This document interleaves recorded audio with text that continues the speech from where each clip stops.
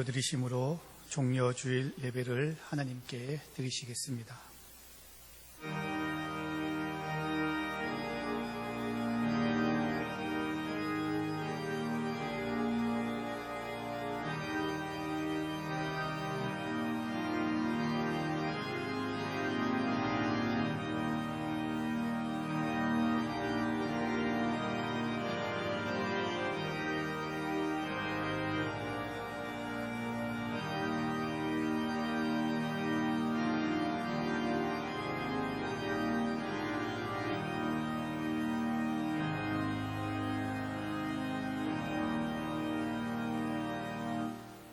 앞에서 가고 뒤에서 따르는 자들이 소리 지르되 호산나 찬송하리로다. 주의 이름으로 오시는 이여 찬송하리로다. 오는 우리 조상 다윗의 나라여 가장 높은 곳에서 호산나 하더라. 하나님은 영이시니 예배하는 자가 영과 진리로 예배할지니라. 아멘. 찬송가 421장 함께 찬송하겠습니다.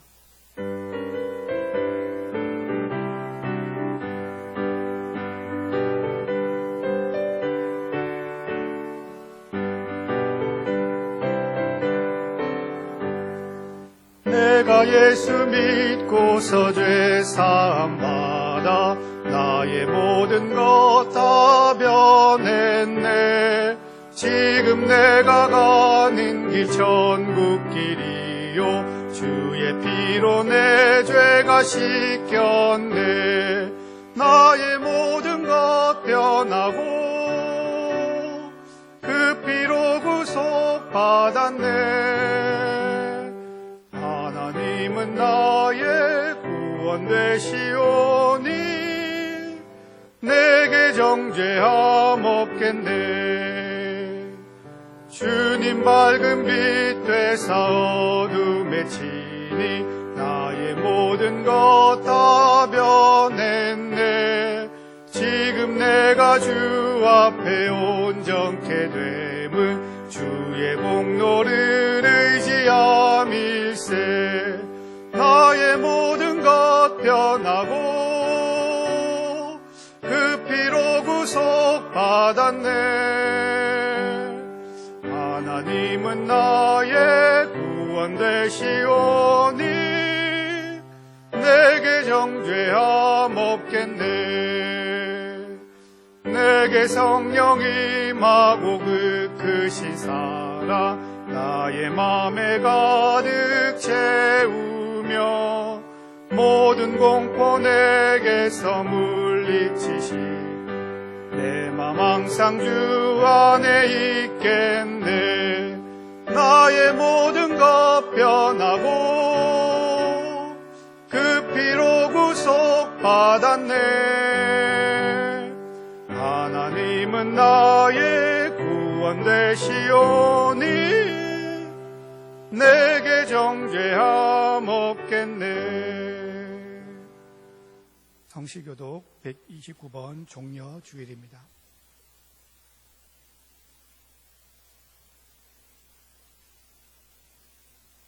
시온에 따라 크게 기뻐할지어다. 오라 내 왕이 내게 임하시나니 그는 공의로우시며 구원을 베푸시며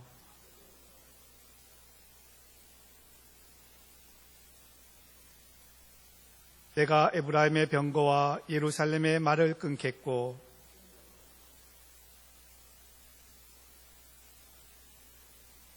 그의 통치는 바다에서 바다까지 이르고 앞에서 가고 뒤에서 따르는 무리가 소리 높여 이르되 주의 이름으로 오시는 이여 가장 높은 곳에서 호산나 하더라. 아멘. 거룩하신 하나님, 고난을 마다하지 않으시고 예루살렘에 입성하신 주님을 기억하며 기도합니다. 성전을 정결하게 하신 주님을 생각합니다. 저희들 몸은 성령님께서 거하시는 성전이건만 이 육체를 가지고 추하고 더러운 죄를 지으며 살아왔음을 고백합니다. 열매를 맺지 못한 무화과 나무를 저주하신 주님을 기억하면서 회개합니다. 저희들도 내 삶 속에서 의의 열매를 맺지 못하고 잎사귀만 무성한 나무들이었음을 고백합니다. 제자들의 발을 씻어주신 주님을 기억하면서 용서를 구합니다.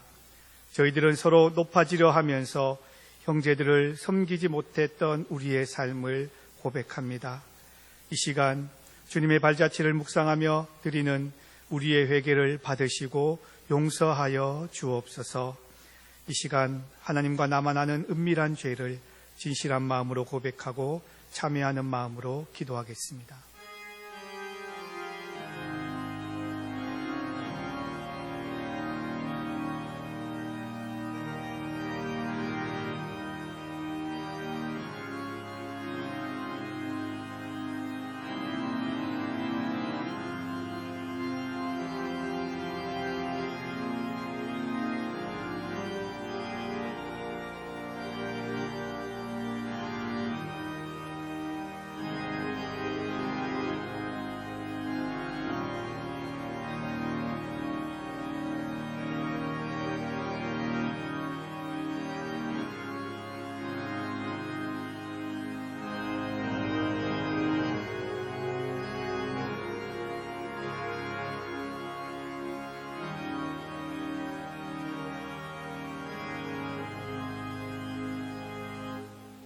통회하는 자들에게 사죄의 말씀을 주셨습니다. 그가 찔림은 우리의 허물 때문이요 그가 상함은 우리의 죄악 때문이라. 그가 징계를 받음으로 우리가 평화를 누리고 그가 채찍에 맞음으로 우리는 나음을 받았도다. 우리는 다 양 같아서 그릇 행하여 각기 제 길로 갔거늘 여호와께서는 우리 모두의 죄악을 그에게 담당시키셨도다. 아멘. 은혜에 감사하며 함께 신앙 고백하시겠습니다. 나는 전능하신 아버지 하나님 천지의 창조주를 믿습니다. 나는 그의 유일하신 아들 우리 주 예수 그리스도를 믿습니다. 그는 성령으로 잉태되어 동정녀 마리아에게서 나시고 본디오 빌라도에게 고난을 받아 십자가에 못 박혀 죽으시고 장사된 지 사흘 만에 죽은 자 가운데서 다시 살아나셨으며 하늘에 오르시어 전능하신 아버지 하나님 우편에 앉아 계시다가 거기로부터 살아있는 자와 죽은 자를 심판하러 오십니다. 나는 성령을 믿으며 거룩한 공교회와 성도의 교제와 죄를 용서받는 것과 몸의 부활과 영생을 믿습니다. 아멘. 찬송가 524장 함께 찬송하시겠습니다.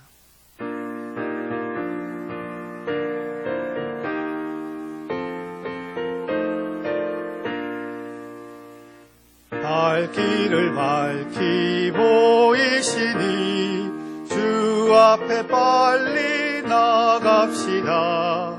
우리를 찾는 구주 예수 곧 오라 하시네. 죄악 벗은 우리 영혼을 기뻐 뛰며 주를 보겠네. 하늘에 계신 주 예수를 영원히 섬기리. 우리를 오라 하시는 말 기쁘게 듣고 순종하세. 구주를 믿기 지체 말고 속속히 나가세. 죄악 벗은 우리 영혼을 기뻐 뛰며 주를 보겠네. 하늘에 계신 주 예수를 영원히 섬기리. 주 오늘 여기 계시오니 다 와서 주의 말씀 듣세. 듣기도 하며 생각하니 참 진리시로다. 죄악 벗은 우리 영혼을 기뻐 뛰며 주를 보겠네. 하늘에 계신 주 예수를 영원히 섬기리. 지태룡 장로님 기도하시겠습니다.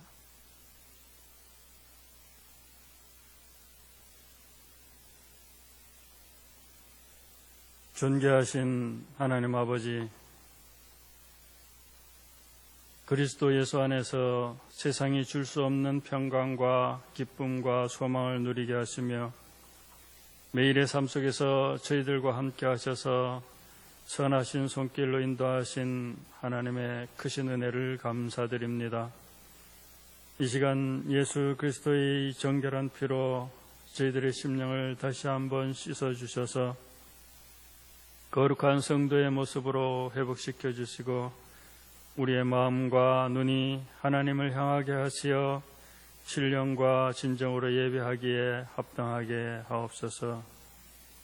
하나님 아버지, 사순절 마지막 주간으로 고난주간이 시작됩니다.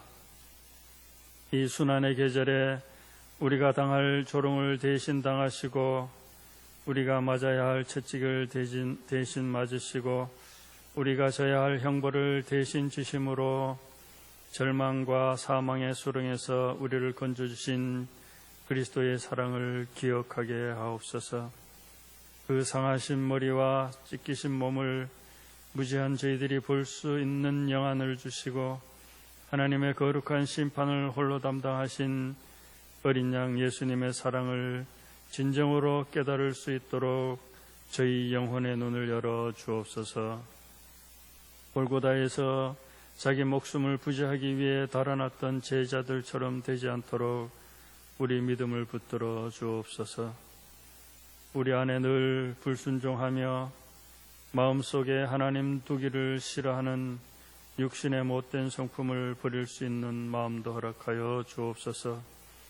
그리하여 십자가의 최후 승리를 얻기까지 빛난 멸류관 받기까지 사랑할 수 있게 하시고 험한 십자가 달게 지고 죽도록 충성하는 저희들이 되게 하여 주옵소서.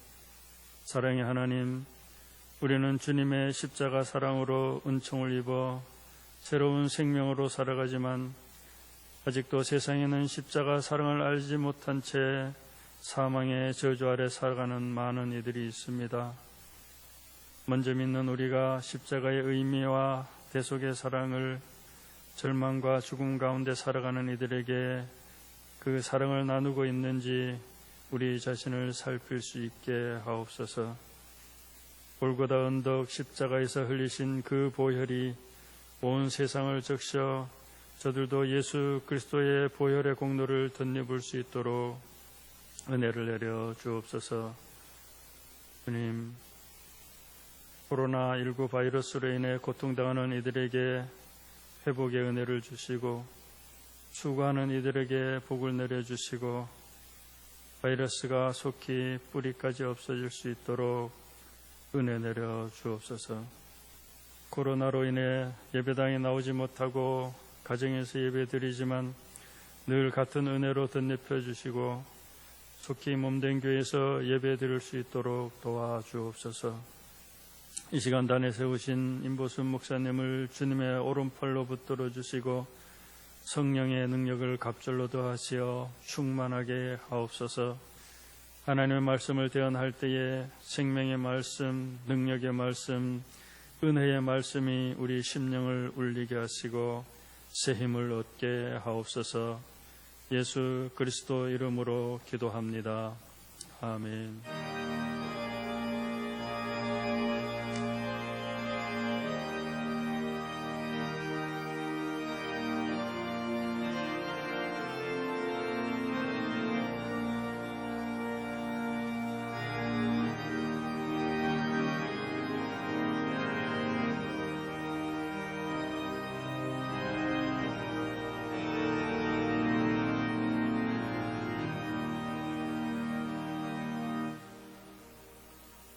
하나님의 말씀은 에베소서 4장 22절에서 24절까지 말씀입니다.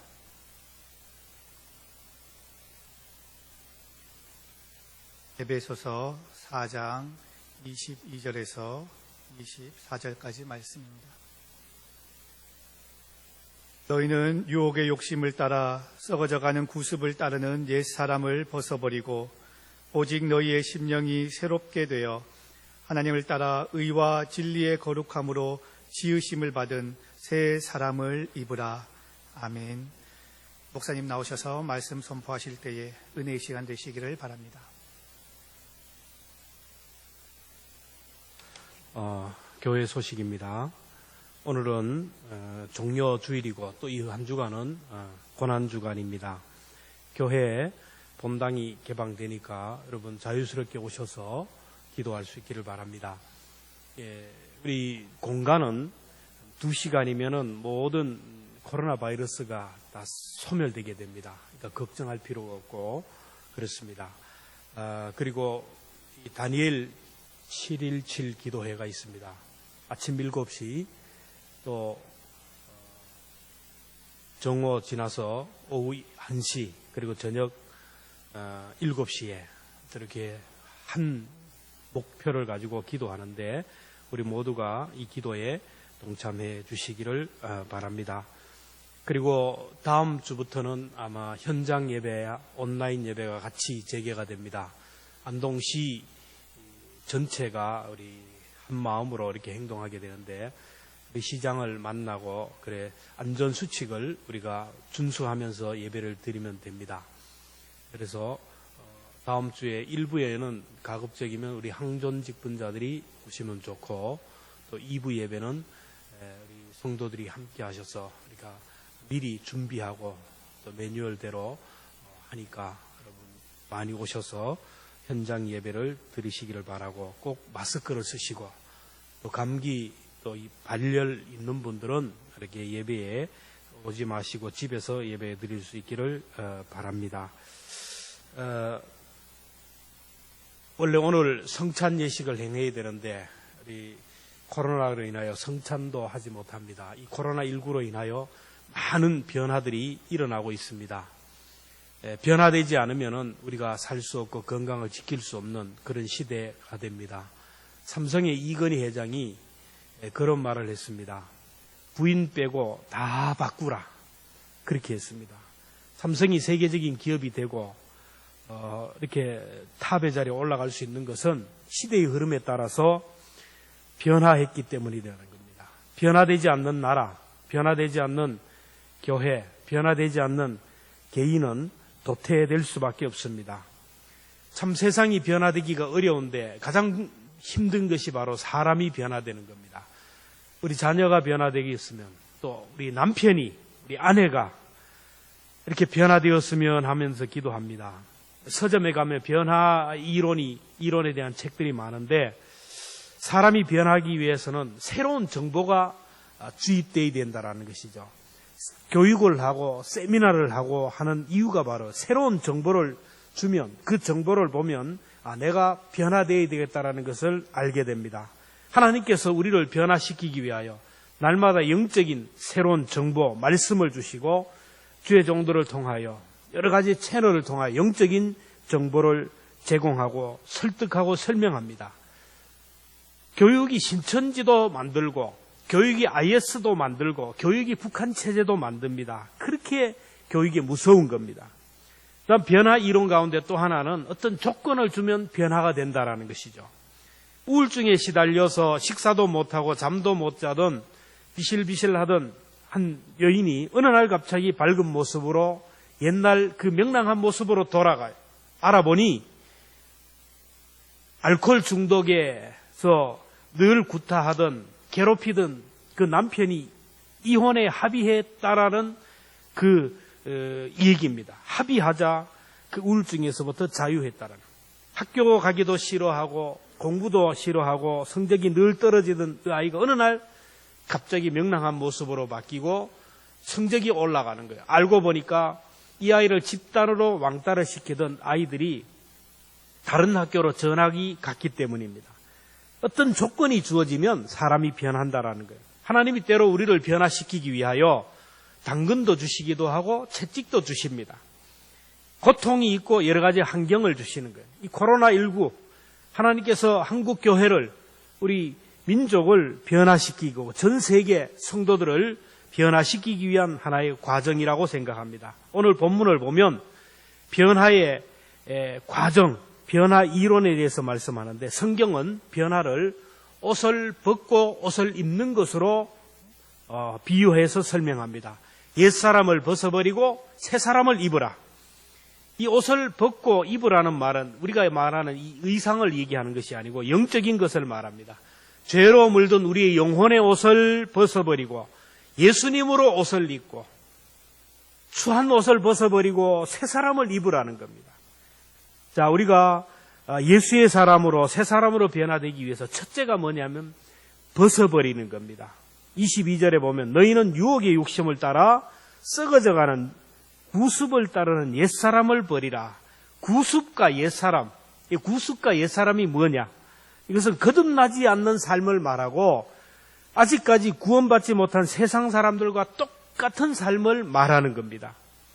교회는 다니지만 삶이 믿지 않는 사람들과 거듭나지 않는 사람과 똑같은 삶, 이것을 벗어 던지라는 겁니다.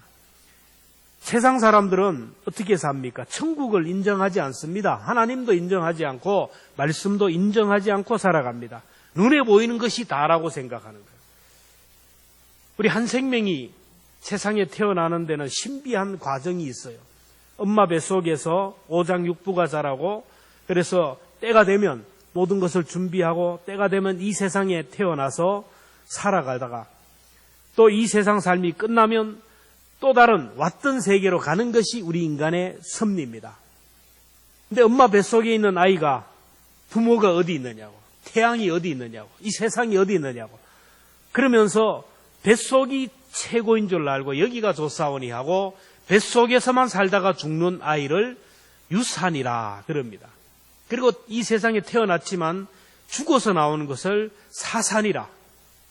그리고 본인도 힘들고 산모도 힘들고 죽을 고생을 해서 나오는 것을 난산이라고 합니다. 순조롭게 나는 것을 순산이라는 거예요. 영적인 것도 마찬가지입니다. 이 세상이 다인 줄 알아요. 하나님이 어디 있고 천국이 어디 있고 영원히 사는 것이 어디 있느냐. 그래서 눈에 보이는 것들만 바라보고 세상의 것들만 바라보고 살다가 죽는 사람을 유산하는 사람이다. 그리고 또 영적으로 교회 다니는 것 같고 예배 드린 것 같지만은 가룟노다처럼 그 속에 예수가 없는 사람은 사산된 사람입니다.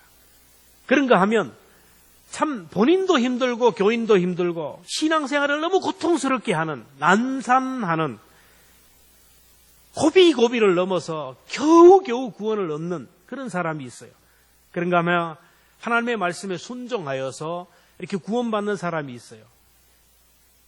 근데 문제는 이 세상에 정말로 살았다고 하지만은 죽은 자의 삶을 살아가는 사람. 교회는 다니지만 문의는 교인이고 문의는 하나님의 자녀지만 실상을 보면 죽은 사람들이 있어요. 사산자화가 있다라는. 4대 교회가 그랬어요. 계시록 3장 1절에 보면 내가 내 행위를 아노니 주님이 하신 말씀입니다. 내가 살았다 하는 이름은 가졌으나 죽은 자로다. 이런 사람들이 있다라는 것입니다. 그런 사람들 때문에 사람들이 헷갈리는 거예요. 그러나 주님은 말씀하기를 이런 모든 것을 벗어버리라. 벗어버리라. 이거는 다시 입을 생각을 하지 말라는 겁니다. 쓰레기처럼 벗어버리라는 거예요. 왜냐하면 그 삶은 병균이 가득하고 그걸 내 몸에 거치면 거칠수록 내 몸이 상하고 내 영혼이 살가고 그렇다라. 폐기 처분하듯이 벗어 던지라는 거예요. 그래서 썩어져가는 것들이라 바울은 배설물이라고 했어요. 썩어져가는 배설물과 같은 것들을 자꾸 입고 있으면 내 몸이 상하게 되고 결국 병들게 되는 거예요. 벗어버려요. 날마다. 우리가 때가 되면 목욕을 하고 때가 되면 옷을 갈아입고 하듯이 그래요. 뱀이 배로 기어다니기 때문에 항상 몸이 닳고 상하게 됩니다. 그런데 뱀이 그렇게 살 수 있는 이유는 일정한 주기마다 허물을 벗기 때문에 그래요. 허물을 벗으면 새살이 돋아나요. 근데 뱀이 왜 죽느냐? 그 몸이 가시나 철조망에 걸려서 깊은 상처를 입으면 허물을 벗지 못해서 결국 뱀이 죽게 되는 거예요. 하늘을 나는 솔개는 40이 넘으면 부리가 이렇게 굳어져 가지고 예리함이 사라지고 발톱도 굳어져서 사냥을 못하게 됩니다. 40이 넘으면 솔개는 선택을 해야 됩니다.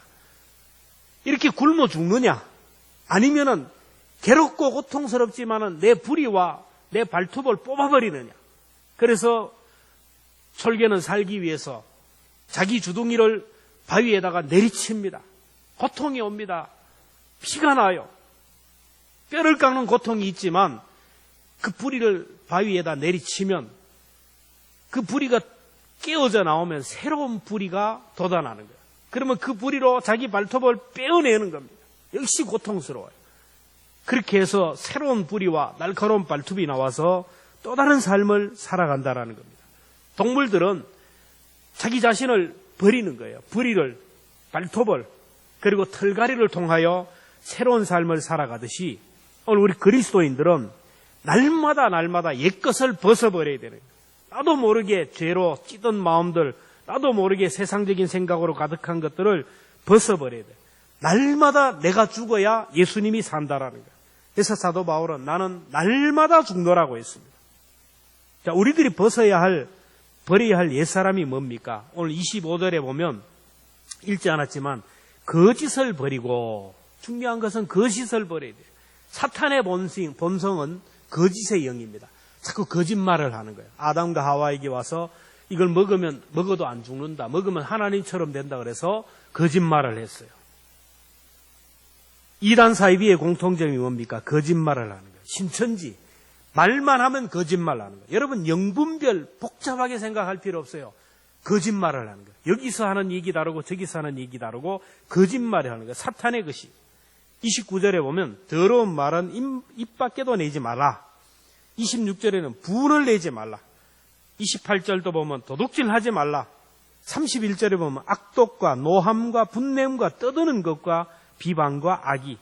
30절에 보면 성령을 근심하게 하는 것들을 벗어버리라.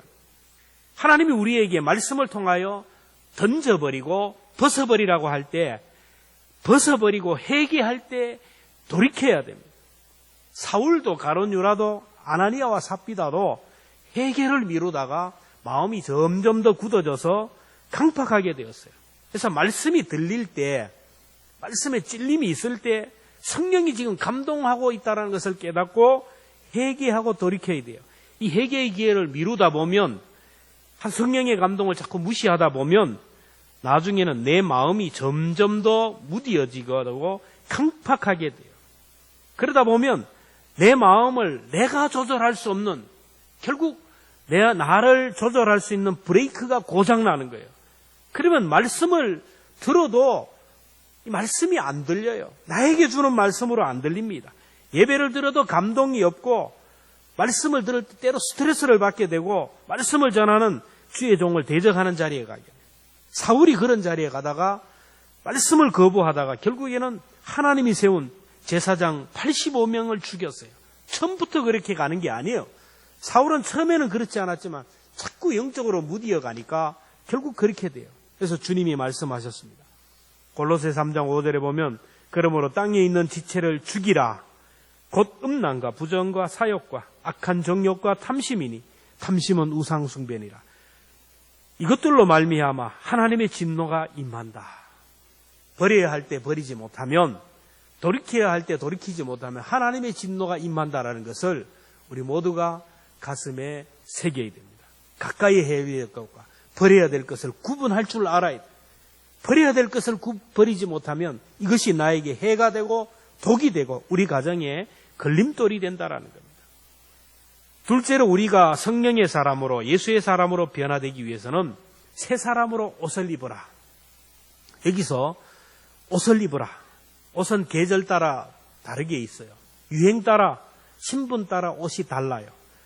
추운 겨울이 되면 두꺼운 옷을 입어야 되고, 여름에는 시원한 옷을, 가벼운 옷을 입어야 되고, 학생들은 교복을 입어야 되고, 법관은 법복을 입어야 되고, 소방대원들은 방화복을 입어야 되고, 예배하는 사람들은 예배의 복을 입어야 돼요. 하나님의 자녀는 입어야 할 옷이 있는데 24절에 보면 하나님을 따라 의와 진리의 거룩하심으로 지으심을 받은 새 사람을 입으라. 새 사람을, 세 사람이라는 것은 뭐냐면 의와 진리에 오신, 의라는 것은 하나님이 인정하는 의인, 하나님이 인정하고 옳다고 하는 그 의의 옷을 입으라는 거고, 진리는 예수 그리스도입니다. 여러분, 하나님 앞에 설 수 있고 하나님의 나라에 들어갈 수 있는 사람은 하나님이 인정하는 의인들만 들어가요. 예수님의 사람만이 들어간다라는 거예요. 하나님이 인정하시는 의인이란 십자가를 붙들고 살아가는 사람, 예수님의 보혈의 피를 의지하며 살아가는 사람, 천국 예복을 입은 사람만이 들어가는 거예요. 천국은 예수님의 보혈의 피로 씻음받은 세마포 옷을 입은 사람만이 들어가요. 코로나19로 인하여 수많은 사람들이, 그리고 여러 가지 사건과 사고로 인하여 천국 가는 행렬들이 계속 이어지고 있고 지옥으로 가는 행렬도 이어지고 있어요. 사도행전 계시록 7장에 보면 천성으로 들어오는 사람들을 보고 먼저 간 장로들이 얘기합니다. 7장 13절에 보면 장로 중 하나가 응답하여 나에게 이르되 이 흰옷 입은 자들이 누구며 어디서 왔느냐. 너무너무 깨끗하고 정결한 몸을 입고 구별된 사람, 새 사람, 예수를 닮은 사람, 예수의 옷을 입고 하나님이 인정하는 옷을 입고 천성을 향하여 올라오는 행렬들을 바라보면서 이 사람들이 누구가 어디서 왔느냐. 그때 음성이 나기를 계시록 7장 14절에 보면 이는 큰 환난에서 나오는 자들인데 어린 양의 피에 그 옷을 씻어 희게 하였느니라. 예수님의 보혈의 피로 씻음받은 하나님이 인정하는 의의 옷을 입은 사람들이라는 거예요. 이들을 예수님이 천국으로 인도하신다라는 거예요. 계시록 7장 17절에 보면 이는 보좌 가운데 계신 어린 양이 예수님이 그들의 목자가 되사 생명샘으로 인도하시고 하나님께서 그들의 눈에서 모든 눈물을 씻어 주실 것입니다. 새 옷을 입어야 돼요. 주님 앞에 설 때 예수님의 옷을 입어야 돼요. 아담과 하와가 범죄하고 나서 제일 먼저 뭘 느꼈습니까? 부끄러움을 느꼈어요. 선악과를 먹기 전에도 발가벗었는데 부끄러움을 몰랐어요. 선악과를 따먹고 하나님의 말씀에 불순종하고 나서 죄를 짓고 부끄러움을 느껴요. 마찬가지입니다.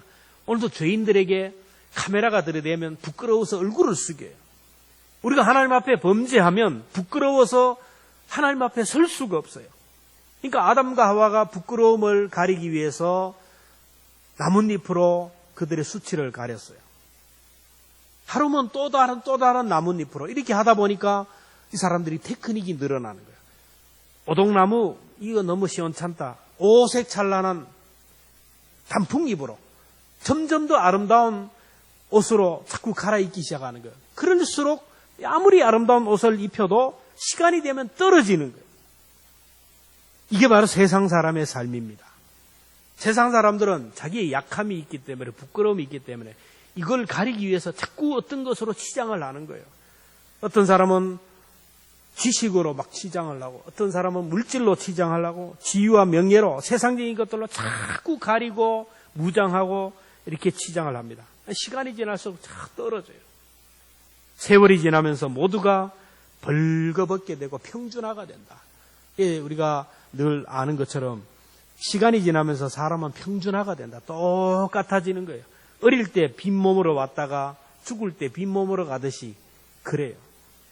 세월이 지나면서 아이들이 뭐 학교 들어가면서 성적이 나아지고 대학이 달라지고 또 직장이 달라지고 지위와 명예가 달라지고 가진 것이 달라지고 하더라도 마지막 갈 때는 똑같아져요.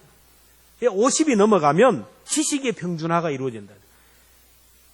여러분 50이 넘어가면 많이 배운 사람이나 박사나 초등학교 나온 사람이 대화하는 걸 보면 뭐 똑같아요. 배운 것이 관계없어요. 60이 넘어가면 외모가 평준화가 된다. 60이 넘어가면 잘생긴 사람도 못생긴 사람도 거기서 거기에 비슷해진다. 70이 넘어가면 재산의 평준화가 이래요. 가진 자나 못 가진 자나 돈 있는 사람이 없는 사람 똑같아진다. 80이 넘어가면 건강의 평준화가 이루어져요. 건강한 사람이 없거든요. 다 아프거든요. 90이 넘어가면 생사의 평준화가 있다. 살아있는 사람이나 죽은 사람이나 뭐 거기가 집에서 누워있으나 사내가 누워있으나 비슷하다라는 거예요. 우리가 하나님 앞에 설 때는 모두가 벌거벗은 모습으로 서야 되는데 수치와 부끄러움을 당하지 않기 위해서는 예수님을 옷 입어야 됩니다. 하나님이 아담과 하와를 위해서 양을 잡고 가죽옷을 입혔어요. 창세기 3장 21절에 보면 여호와 하나님이 아담과 그의 아내를 위하여 가죽옷을 지어 입히니라. 죄 없는 양을 죽이고 그 가죽으로 옷을 입히니까 일어나도 그 다음날 일어나도 이 옷 갈아입을 필요가 옷이 떨어지지가 않거든요. 수치를 그들의 허물을 가릴 수 있는 가죽옷, 어린 양이 희생되고 나서 이 옷이 뭐냐면은 하나님의 어린 양 예수님이 십자가에서 희생하고 그 피로 예수님의 보혈의 공로로 우리의 허물이 가려지게 되고 예수님의 의로 우리가 하나님 앞에 설 수 있는 자격이 주어진다라는 거예요.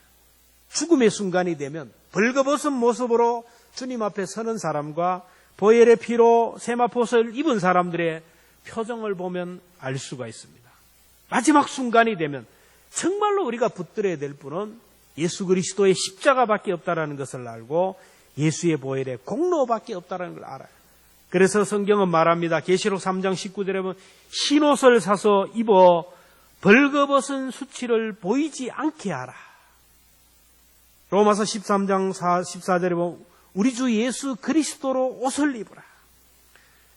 예수님의로 옷을 입어야 되고 또 이 땅에 살면서 사탄 마귀와 싸워야 돼요. 치열한 삶 속에서 내가 목사로서의 삶을 살아내야 되고 교인으로서의 삶을 직분으로서의 삶을 살아내야 되는데 그러기 위해서는 전신갑주를 입어야 돼요. 에베소 6장 11절에 보면 마귀의 계계를 능히 대적하기 위하여 하나님의 전신갑주를 입으라. 에베소 6장에 나오는 거예요. 구원의 투구, 의의 흉배, 진리의 허리띠, 복음의 예비한 신발, 믿음의 방패, 그리고 성령의 검을 가지라는 거예요. 우리가 하나님의 일을 하기 위해서는 또 옷을 입어야 돼요. 찬양대도 가운을 입고 의사도 간호사도 가운을 입고 방호복을 입지 않으니까 결국에는 감염되잖아요. 마찬가지로 우리가 하나님의 일을 하기 위해서는 예수 그리스도를 힘입어야 돼요. 골로새 3장 17절에 보면 그를 힘입어라. 말씀으로 옷을 입어야 되고 진리로 옷을 입어야 되고 겸손으로 옷을 입어야 되고 사랑의 옷을 입어야 되고 헌신의 옷을 입어야 돼요. 그래야 예수님 닮은 사람으로 만들어가고 하나님의 나라를 유업으로 이어갈 하나님의 자녀로 변할 수 있다라는 겁니다. 마지막으로 우리가 예수님의 사람으로 변화되기 위해서는 마음을 열어야 됩니다. 정말 중요한 말씀 여기서부터입니다. 23절에 보면 너희 심령이 새롭게 되어 심령이 새롭게 되어라는 말은 마음을 새롭게 하고 생각을 새롭게 하라는 거예요. 내 마음과 생각을 주님을 향하게 하라는 거예요. 배의 돛을 어디로 다느냐에 따라서 배의 방향이 달라지듯이 내 마음과 생각을 어느 곳으로 향하느냐에 따라서 내 인생이 결정이 된다는 거예요. 모든 것은 마음 먹기에 달렸어요. 사람들은 얘기합니다. 마음은 원이지만 육신이 약하고 그건 예수님이 하신 말씀이에요. 못하는 것은 마음이 없기 때문에 이미 마음으로 안 하기로 작정했기 때문에 그렇다라는 거예요. 마음만 먹으면 돼요. 그래서 우리 마음은 전쟁터와 같아요. 사탄도 우리 마음을 열고 우리 마음을 정복하기 위하여 수단 방법을 가리지 않고 하나님도 우리 마음을 정복하기 위하여 정말로 역사를 하는 거예요. 신앙생활이란 뭐냐? 다른 것이 아니라 내 마음과 생각을 지키는 영적인 전쟁입니다. 왜 말씀을 읽고 왜 기도를 하고 왜 찬송을 하고 왜 교회 공동체 안에 그 안에 마음을 하나님을 향하여 열기 위해서요. 자꾸 내 마음이 세상으로 썩어질 세상의 것으로 가기 때문에 이 영적인 시간들을 통하여 내 마음의 방향을 하나님께로 영적인 것으로 돌리기 위해서 그래요. 내 마음과 생각의 문을 누구에게 돌리느냐에 따라서 전쟁이 성패로 끝나는 거예요. 잠언 4장 23절에 보면 무릇 지킬 만한 것보다 더욱 내 마음을 지키라. 생명의 근원이 이에서 난다. 내 마음은 내가 지켜야 돼요. 주님을 향하여 내 마음을 열어야 됩니다. 이것이 바로 주의 길을 예비하는 거예요. 주님이 내 속에 오시도록 성령님이 내 가운데 오실 수 있도록 영적인 물꼬를 내어야 돼요. 하나님이 우리에게 밭도 주시고 씨앗도 주시고 이른 비와 늦은 비도 주시지만 그러나 씨를 뿌리는 건 내가 해야 되고 논 밭으로 물꼬를 내는 것은 내가 해야 돼요. 내가 마음을 하나님으로 드리고 하나님께 향하면 하나님은 수천 걸음을 우리에게 다가온다라는 거예요. 다윗은 이것을 깨닫고 고백하는 거예요. 시편 57편 7절에 보면 하나님이여 내 마음이 확정되고 내 마음이 확정되어 싸우니 내가 노래하고 찬송하리. 내가 하나님의 말씀에 순종하기로 작정했습니다. 내가 하나님의 뜻에 순종하기로 작정했습니다. 그래서 우리는 하나님 앞에 예배할 때도 뭐 할 때도 내가 하나님 앞에 작정을 했습니다. 내 일생 주일은 하나님 앞에 드리기로 작정했습니다. 이렇게 해야 돼요. 고린도후서 8장 12절에 할 마음만 있으면 있는 대로 받을 거고 없는 것은 받지 않는다. 마음이 있으면 하나님이 우리에게 역사한다는 거예요. 어떤 사람이 작정을 합니다. 말씀 듣다가 나는 이제 매일 하나님 앞에 기도하겠다. 하나님, 나에게 매일 기도할 수 있는 능력을 주옵소서. 이렇게 기도한 사람은 기도할 수 있었을까요? 뭐 했을까요? 100% 실패해요. 그렇게 기도한다고 되는 게 아니에요. 기도하고 내 마음을 정해야 됩니다. 그래서 하루 중에 정말 누구에게도 방해받지 않는 시간이 어떤 시간인지를 먼저 기도의 계획을 짭니다. 그리고 그 기도 시간을 정하고 알람을 정합니다. 그리고 그 시간을 위하여 다른 약속을 잡지 않습니다. 기도의 계획을 짭니다. 그날 가서 기도할 때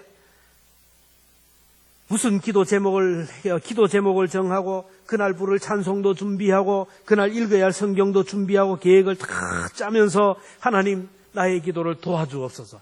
이 사람이 성공한다는 거예요. 마음으로 준비하고 마음으로 작정할 때 하나님이 그 사람을 통하여 역사한다는 거예요. 이불 밑에서 주여 기도 나갈 수 있도록 도와달라고 하면 안 되는 거예요. 이불을 박차고 한 발을 침대에서 내놓고 나의 기도를 도와달라고 할 때 하나님이 도와주시는 거예요. 힘들지만 웃다가 보면 웃을 일이 생기고 감사하다 보면 감사할 일이 생기고 기뻐하다 보면 기뻐할 일이 생겨요. 그래서 항상 기뻐하라, 쉬지 말고 기도하라, 범사에 감사하라. 이것이 바로 너희를 향한 하나님의 뜻이라는 거예요. 옛날에 선생님들이 얼마나 아이들을 패했는지 몰라요. 그때 어릴 때 지금 생각하면 상상이 안 돼요. 패고 나서 들어가라는 거예요. 들어갈 때 어떻게 하고 들어가야 돼요? 절을 하고 들어가야 돼요. 시큰 얻어맞고 기분이 나빠가지고 인상 쓰고 들어가면 다시 와야 두드려 패고 또 오면 인사하고 들어가요. 실컷 얻어맞고 뭐가 좋아가지고 그 선생님한테 인사까지 하고 들어가느냐. 교육적으로 의미가 있어요. 억지로라도 인사를 하는 순간 그 선생님, 이분은 선생님이다. 나는 이분에게 지도를 받아야 할 학생이다. 이 존경심을 표시하는 거예요. 행동이 있으면 그 다음에 태도가 결정이 되는 거예요.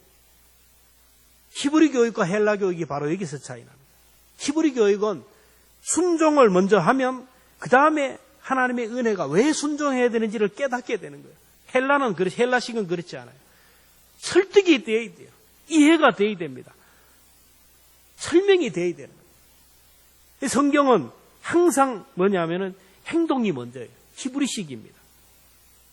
순종하고 나면, 행동하고 나면 왜 해야 되는지 이해가 되지 않지만 행동하고 나면, 결정하고 나면 이래서 결정하는구나. 그래서 공동체에 우리가 소속이 되어야 되고 예배의 자리에 앉아야 되고 기도하는 자리에 앉아야 되고 말씀을 읽어야 돼요. 그 행동이 내 삶을, 내 태도를 움직이는 거예요. 우리의 마음은 언덕 위에 세워놓은 수레와 같아서 가만히 두면 자꾸 내려와요. 오늘 17절에 보면 이제부터는 너희는 이방인이 그 마음에 허망한 것으로 행함같이 하지 말라. 이 현대인의 성경을 더 쉽게 풀었어요. 이제부터 여러분은 이방인처럼 헛된 생각으로 무가치한 행위를 하지 마십시오. 우리 사람은 가만히 있으면 좋은 생각이 날 것 같죠? 저도, 여러분도. 가만히 있으면 헛된 쓸데없는 생각이 5만 가지 생각이 내 마음에 자꾸 나와요. 무가치의 생각으로. 여러분 가만히 있을 때, 혼자 있을 때 내가 무엇을 생각하느냐? 그것이 더도 없이 내 자신의 모습이에요. 왜 그러냐? 평소에 내가 그런 곳으로 마음을 열어놓았기 때문에, 그 마음에 열어놓고 오각을 열어놔서 그것들이 내 속에 들어왔기 때문에 그래요. 우리가 하나님의 자녀로 거듭났다고 해서 우리 속에는 여전히 허망한 생각, 가치 없는 생각들로 가득해요.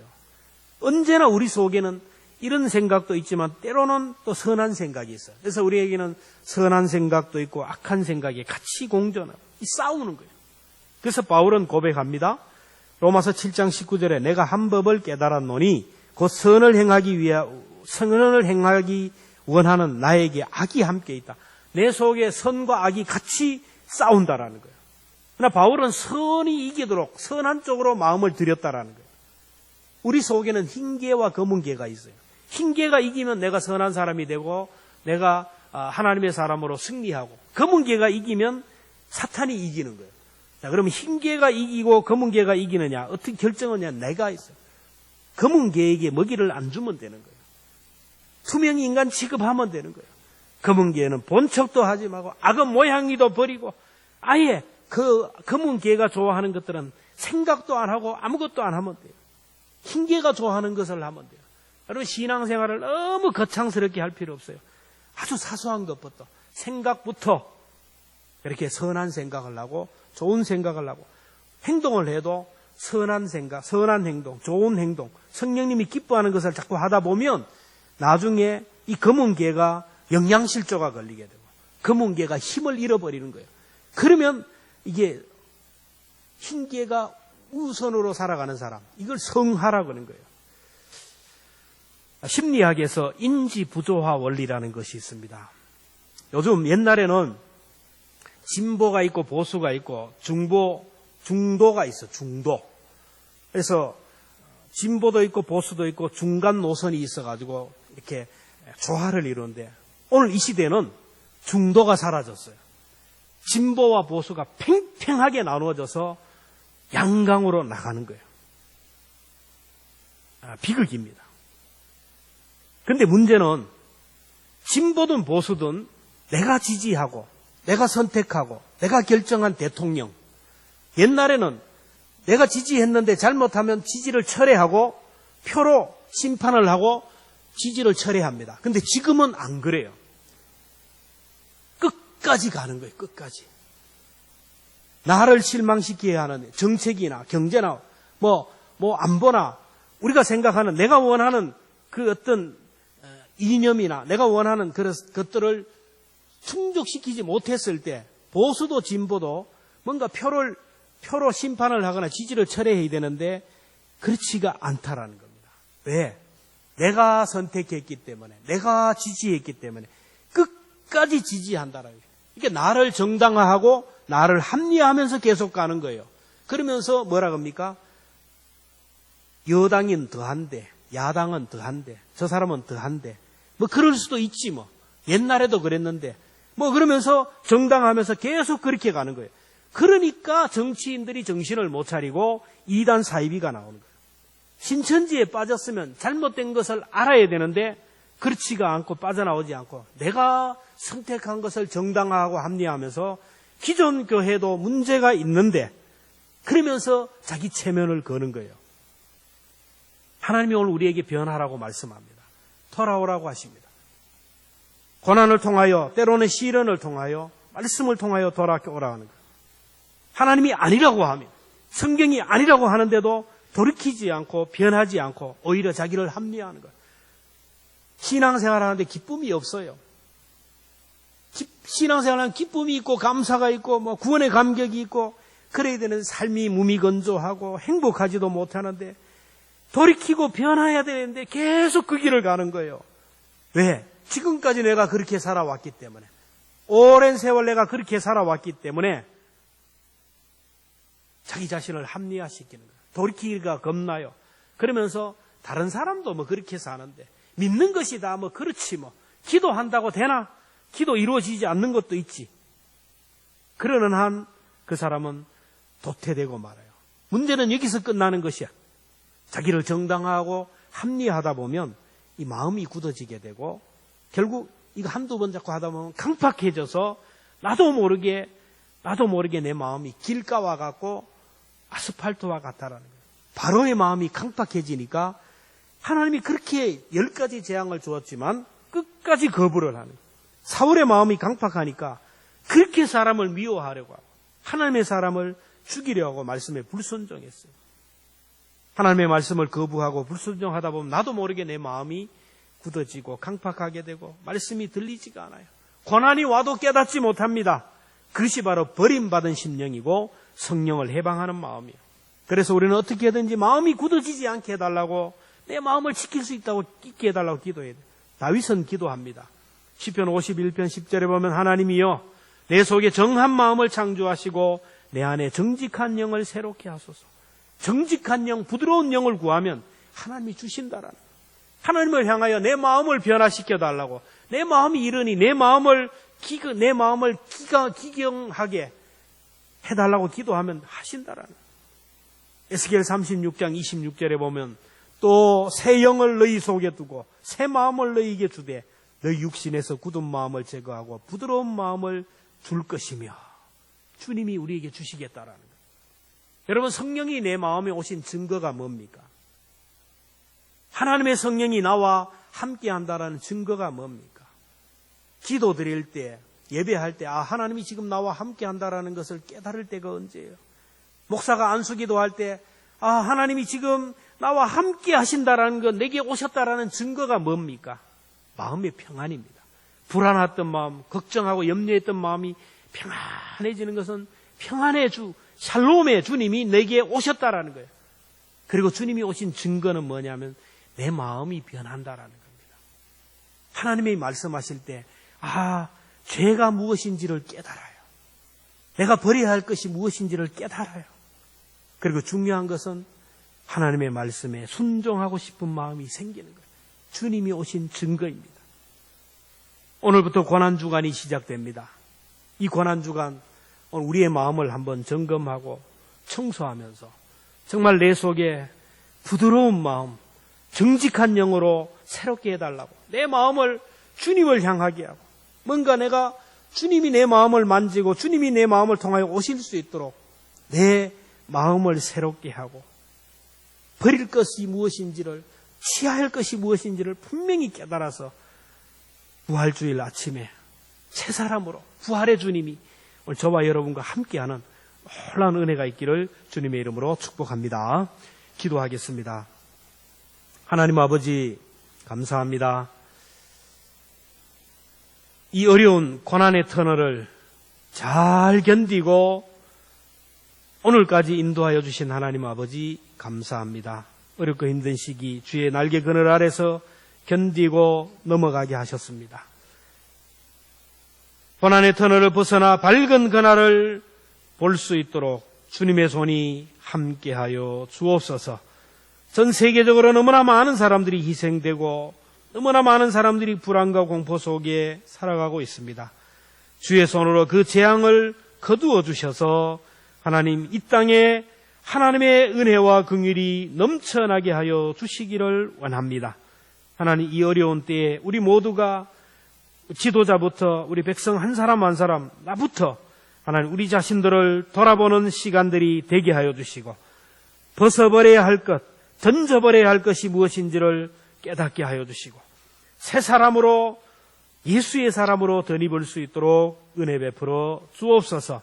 마음을 새롭게 하여 주시고, 우리의 마음의 돛을 주님을 향하게 하여 주시고, 영적인 것으로 향하게 하셔서 하나님이 우리 마음을 통하여 우리를 만들어 주시고 만져주셔서 예수의 사람으로, 성령의 사람으로, 하나님의 사람으로 변화시켜 주시기를 원합니다.